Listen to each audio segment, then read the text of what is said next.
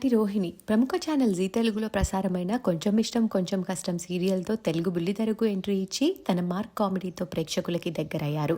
ఆ తర్వాత జబర్దస్త్తో పాటు సినిమాలు, వెబ్ సిరీస్లతో కూడా నటిగా తనకంటూ ఒక ప్రత్యేకమైన స్థానాన్ని సంపాదించుకున్నారు రోహిణి. అలాగే Bigg Boss Telugu season 3, season 8లో కూడా అలరించారు. అయితే రోహిణి సోషల్ మీడియాలో చాలా యాక్టివ్ గా ఉంటారు.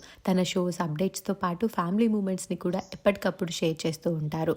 రీసెంట్ గా రోహిణి ఒక సర్ప్రైజ్ పోస్ట్ చేశారు. ఆ పోస్ట్ ఇప్పుడు నెట్టింట్లో వైరల్ గా మారింది.